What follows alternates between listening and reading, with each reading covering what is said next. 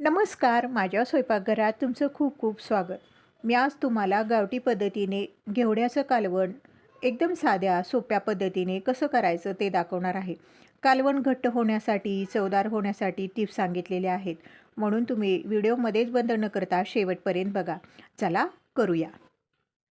पाव किलो ते घेवड्याची शेंग घेतली, 2 वेळा पाण्याने चांगली धुवून घेतली.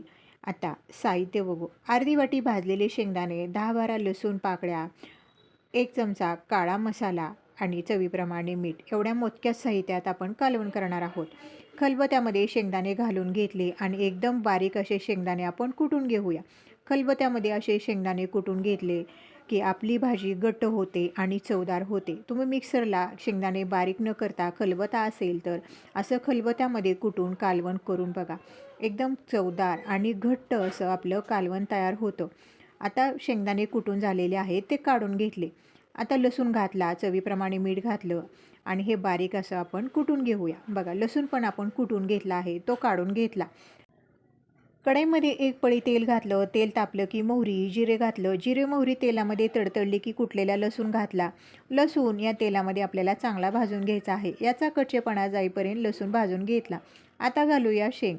शेंग पण या तेलामध्ये आपल्याला चांगली भाजून घ्यायची आहे. त्यामुळे आपलं जे कालवण आहे ते एकदम छान चवदार असं तयार होतं. आता शेंग बघा या तेलामध्ये चांगली भाजून झालेली आहे. आता शेंग थोडी बाजूला करायची आणि हा मसाला घालायचा. तुम्ही तिखट तुमच्या आवडीप्रमाणे घाला. मसाला घातल्यावर परत हे चांगलं मी मिसळून घेतलं. आता घालूया आपण कूट. कूट पण तुम्ही तुमच्या आवडीप्रमाणे घाला. आता कूट घातल्यावर परत चांगलं आपल्याला हे मिसळून घ्यायचं आहे. मी दुसऱ्या गॅसवर पाणी गरम करण्यासाठी ठेवलं आहे. गरम पाणीच या कालवणामध्ये घालायचं. त्यामुळे आपलं जे कालवण आहे ते एकदम छान चवदार असं तयार होतं. आता यामध्ये मी गरम पाणी घातलं. अंदाजे मी 2 तांबे पाणी घातलेलं आहे. पाणी घातल्यावर हे तळापासून चांगलं हलवून घेतलं. आता हलवल्यानंतर एकदम बारीक गॅस करायचा आहे आणि 5 ते 7 मिनटं हे कालवण आपण चांगलं शिजवून घेणार आहोत. कालवणाला उकळी आली की हे बाजूचा मसाला आहे तो असा हलवून घ्यायचा आणि परत 2 ते 3 मिनटं हे कालवण आपण चांगलं शिजवून घेऊया. त्यामुळे आपलं कालवण घट्ट होतं आणि तरीदार होतं. बघा, शिजल्यानंतर आपलं हे घेवड्याचं कालवण असं दिसत आहे. आता आपण शेंग शिजली आहे का ते बघूया. बघा, शेंग पण आपली मऊ अशी चांगली शिजलेली आहे. गावठी पद्धतीने रस्सेदार घेवड्याचं कालवण आपलं तयार झालेलं आहे आणि वरून बारीक चिरलेली कोथिंबीर घालायची.